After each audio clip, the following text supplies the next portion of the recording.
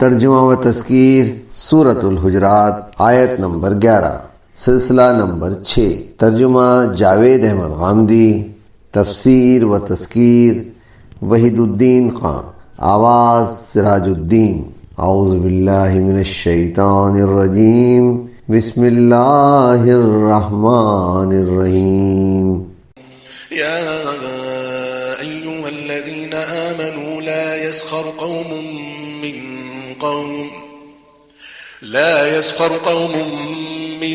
قوم عسى أن يكونوا خيرا منهم ولا نساء من نساء عسى أن يكن خيرا منهن ولا تلمزوا أنفسكم ولا تنابزوا بالألقاب بئس الاسم الفسوق بعد الإيمان ومن لم يتب فأولئك هم الظالمون۔ ایمان والو، اسی قوت کا تقاضا ہے کہ نہ تمہارے مرد دوسرے مردوں کا مذاق اڑائیں، ہو سکتا ہے کہ وہ ان سے بہتر ہوں، اور نہ عورتیں دوسری عورتوں کا مذاق اڑائیں، ہو سکتا ہے کہ وہ ان سے بہتر ہوں، اور نہ اپنوں کو عیب لگاؤ، نہ آپس میں ایک دوسرے کو برے القاب دو۔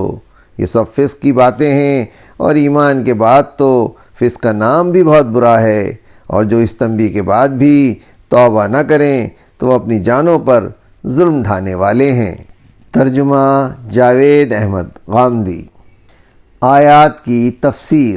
ہر آدمی کے اندر پیدائشی طور پر بڑا بننے کا جذبہ چھپا ہوا ہے۔ یہی وجہ ہے کہ ایک شخص کو دوسرے شخص کی کوئی بات مل جائے تو وہ اس کو خوب نمایاں کرتا ہے، تاکہ اس طرح اپنے کو بڑا اور دوسرے کو چھوٹا ثابت کرے۔ وہ دوسرے کا مذاق اڑاتا ہے، وہ دوسرے پر عیب لگاتا ہے، وہ دوسرے کو برے نام سے یاد کرتا ہے، تاکہ اس کے ذریعے سے اپنے بڑائی کے جذبے کی تسکین حاصل کرے۔ مگر اچھا اور برا ہونے کا معیار وہ نہیں جو آدمی بطور خود مقرر کر لے۔ اچھا دراصل وہ ہے جو خدا کی نظر میں اچھا ہو، اور برا وہ ہے جو خدا کی نظر میں برا ٹھہرے۔ اگر آدمی کے اندر فی الواقع اس کا احساس پیدا ہو جائے تو اس سے بڑائی کا جذبہ چھن جائے گا۔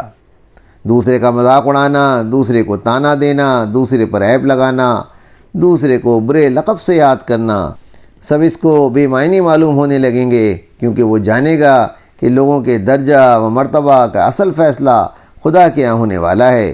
پھر اگر آج میں کسی کو حقیر سمجھوں اور آخرت کی حقیقی دنیا میں وہ باعزت قرار پائے تو میرا اس کو حقیر سمجھنا کس قدر بے معنی ہوگا۔